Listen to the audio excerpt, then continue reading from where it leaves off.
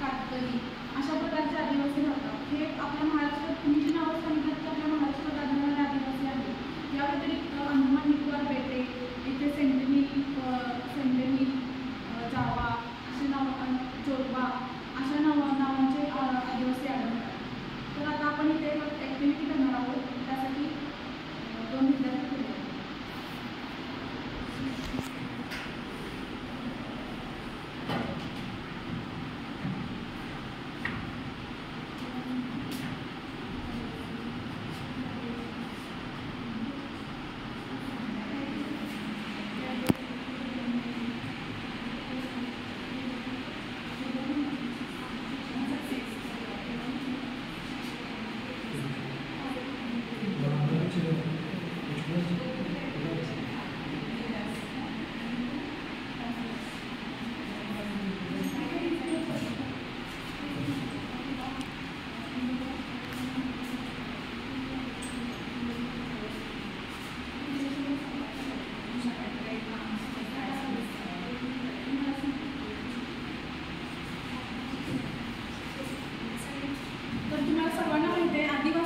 आदिवासींना शिक्षण प्रवाह करण्यासाठी, समाजाच्या उच्च प्रवाह करण्यासाठी सरकार म्हणजे शासन वेगवेगळे प्रयत्न करत असतात.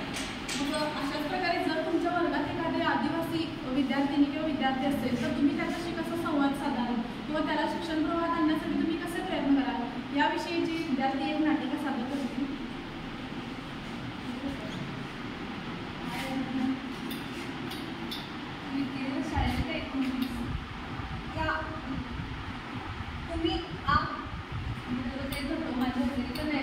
आपल्या शिक्षिका विचारत होत्या की तू काय येत नव्हती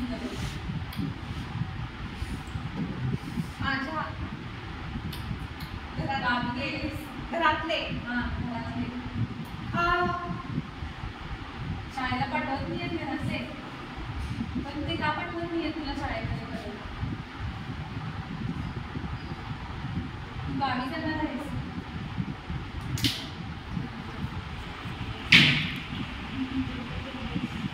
तू जंगलामधून येतेस असं तुझ्या घरातले म्हणतात आणि इकडची लोक तुला पटवून घेणार नाही असं तुझ्या घरच्यांचं म्हणणं आहे. म्हणून तुमच्या घरातले म्हणतात की तुला शाळेत जायचं. पण असं नाही आहे. आपण आपल्या शाळेमध्ये वेगवेगळ्या ठिकाणून आलेले लोक आहेत. आम्ही सगळे तुला सांभाळून घेऊन तू यायचं शाळेत आणि तुला काय अडचण येत असतील तर आम्ही सुद्धा आहे, आपले शिक्षक सुद्धा आहेत. बोलण्याचा प्रॉब्लेम आहे पण समजून घेत नाही. आता जसं माझ्याशी बोलतीस तसं तू वर्गातून बोलायला चालू केल्यानंतर थोड्या दिवसाने तुला आपली इकडची मराठी भाषा सुद्धा एक बोलायला. तो उद्यापासून शाळेत ये आणि तुला आम्ही सगळेजण सपोर्ट करू प्रत्येक गोष्टी. खूपच छान. छान पद्धतीने त्यांनी एक आदिवासी विद्यार्थी जर वर्गात असेल किंवा त्यांना शिक्षण प्रवाह करण्यासाठी कोणत्या अडचणी येतात याबद्दलची तुम्हाला माहिती मिळाली. तर कोणकोणत्या अडचणी येतात असं तुला कळाले या माहिती? त्यांना प्रॉब्लेम्स एक असं म्हणता येणार की त्यांची भाषा वेगळी आहे आणि आपली भाषा वेगळी आहे. त्यांना संवादामध्ये कठीण आहे संवाद साधण्यासाठी. ठीक आहे. आपण जंगलात मिळतो म्हणजे भेदभाव करतो आणि आपल्याला कमी दर्जा दिला जाईल अशी कुठेतरी भीती त्यांच्या मनात असते. त्यामुळे पालक शाळेत टाकतो.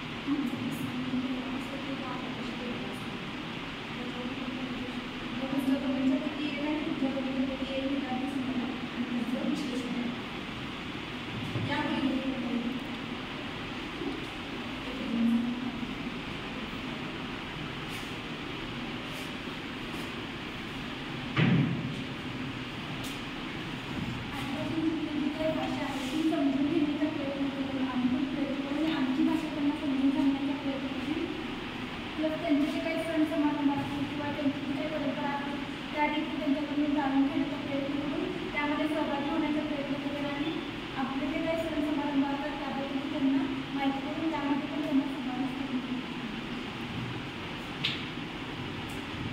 आदिवासी समाजामध्ये म्हणजे त्यातल्या त्यांच्यामध्ये पण कसं कॅटेगरी असते, जास्त शिकलेले कमी शिकलेले त्यांची कॅटेगरी, मग तशा व्यक्तीला काही सामान्य शाळेमध्ये शिक्षक होण्याची एक ऑपॉर्च्युनिटी मिळायला पाहिजे, जेणेकरून त्यांनी त्या ज्या तिथले जे विद्यार्थी आहेत त्यांना तो म्हणजे संधी मिळेल की आपल्या शाळेमध्ये येऊन शिकायची एक संधी मिळेल. त्याच्यानंतर भाषेचा विषय, भाषा या त्यांना मराठी शिकायचं असते, फक्त एक विषय कसा होतो की आपणच की आपली जी लँग्वेज आहे ती जास्त विद्यार्थी मराठी शिकणारे जर जास्त असतील तर आपण काय करतो की आपण आता ह्या मराठीमध्ये शिकायचं, पण आठवड्यातून एक ते 2 वेळा तरी त्यांची जी आदिवासी लँग्वेज आहे हातवारे करून किंवा वेगवेगळ्या शब्दांचा वापर करून ते सगळं आहे ते वर्गात शिकवायला पाहिजे.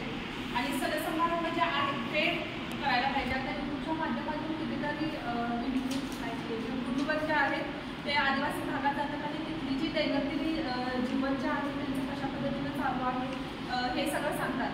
मग हे सगळं सांगत असताना त्यांच्या नकळतपणे की त्यांच्या म्हणजे न सांगणाऱ्या गोष्टी आहेत त्या जगासमोर मांडल्या जातात यूट्यूबच्या माध्यमातून. तर मग काय करायचं, तर आता आदिवासी लोकांची जी मुलं आहेत तिथं मोबाईलचा त्यांनी वापर करतात, म्हणजे खूपच झालेलं आहे की त्यांनी मोबाईल जास्त पद्धतीने वापरतात ते आदिवासी मुलं. तर यूट्यूब एक असं माध्यम आहे की कम्युनिकेटर म्हणून तर यूट्यूबच्याद्वारे आपण त्यांच्याशी कम्युनिकेशन करू शकतो आणि ती पण माणूसच आहेत आणि आपण पण माणसंच आहेत. फक्त राहणीमान किंवा मग जे आपण परिधान करतोय कपडे त्याच्यामध्ये फक्त वेगळं पण आहे आणि ते आपण यूट्यूबद्वारे सांगू शकतो त्यांना आणि त्यांना आपल्यामध्ये किंवा म्हणजे त्यांना आपल्यामध्ये घेऊ शकतो. तर यातून आपल्याला काय कळतं की त्यांची संस्कृतीला धक्का न लागता व त्यांची संस्कृती आपल्याला आपण आत्मसात करून निसर्गपूजन जे आहे त्यांचं निसर्गपूजा करणे किंवा नैसर्गिक संसाधनांचा व्यवस्थितपणे वापर करणे हे सगळं आपण त्यांच्याकडून घेण्यासारखं शिकण्यासारखं आहे. आणि त्यांची त्यांच्या समस्या म्हटल्या तर शिक्षण प्रवाहात येणे, सामाजिक प्रवाहात येणे याबद्दल